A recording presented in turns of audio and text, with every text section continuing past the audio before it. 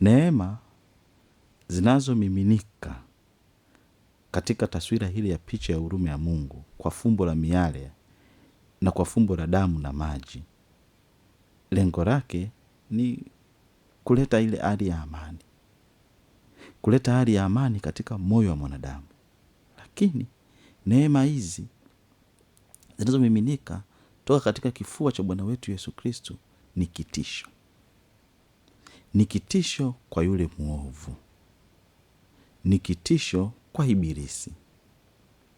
Neema hizi ni silaha kuu dhidi ya shetani, ni silaha kuu dhidi ya shetani na mapambo yake ya dhambi. Dhambi inaoshwa kwa hayo maji.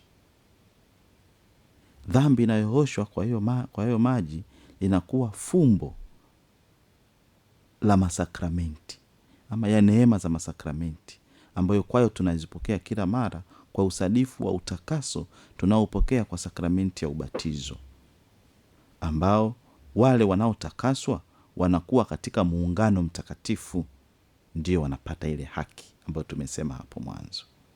Kwa hiyo dhambi zinaoshwa kabisa.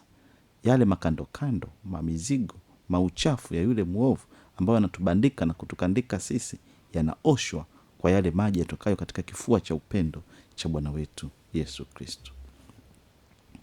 Kwa hiyo ni silaha ya kwanza. Silaha ya pili dhidi ya shetani ni silaha ya kumshinda dhidi ya kifo.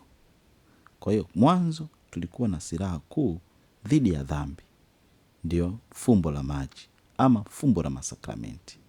Lakini silaha ya pili ambayo tunaipata, ambayo tunamiminiwa, ambayo tunapewa toka kwa Yesu wa huruma ya Mungu, ni silaha dhidi ya kifo.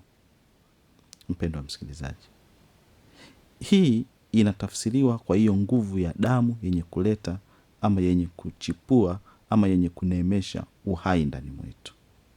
Asili ya uhai kadiri ya Wayahudi ni fumbo la mwonekano wa damu, na asili ya uhai katika maisha yetu ni hiyo nguvu ya mwale wa mwanga mwekundu utokao katika kifua cha Bwana wetu Yesu Kristo.